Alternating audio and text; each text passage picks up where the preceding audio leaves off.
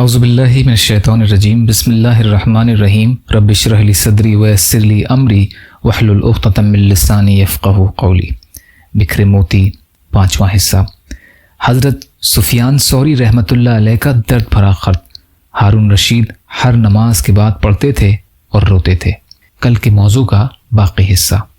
عباد فرماتے ہیں کہ جب میں مسجد کے دروازے پر اپنے گھوڑے سے اترا تو سفیان نماز کے لیے کھڑے ہو گئے، حالانکہ یہ کسی نماز کا وقت نہیں تھا۔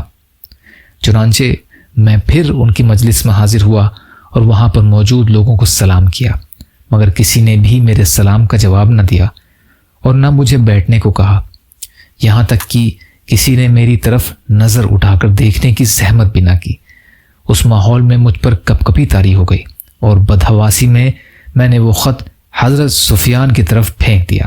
حضرت سفیان کی نظر جیسے ہی خط پر پڑی تو وہ ڈر گئے اور خط سے دور ہٹ گئے، گویا وہ کوئی سانپ ہے۔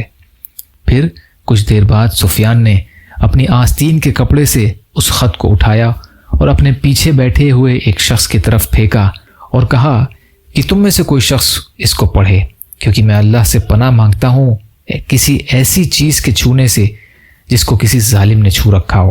چنانچہ ان میں سے ایک شخص نے اس خط کو کھولا، اس حال میں کہ اس کے ہاتھ بھی کانپ رہے تھے۔ پھر اس نے اس کو پڑھا۔ خط کا مضمون سن کر سفیان کسی متعجب شخص کی طرح مسکرایا اور کہا کہ اس خط کو پلٹ کر اس کی پشت پر جواب لکھ دو۔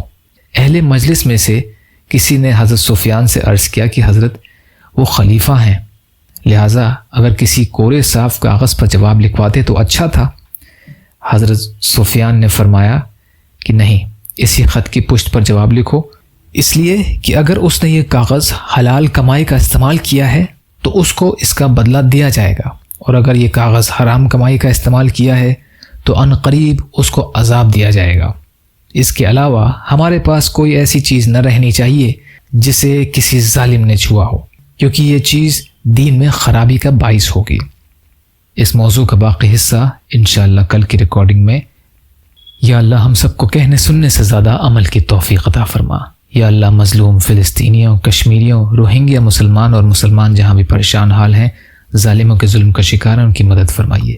یا اللہ اپنے حلال میں سے دیجیے، حرام سے بچائیے، اپنے غیر سے بے نیاز کر دیجیے، عزت اور عافیت کی زندگی عطا فرمائیے۔ جو مانگا وہ بھی عطا کر دیجیے، جو بھول گئے وہ بھی عطا فرمائیے۔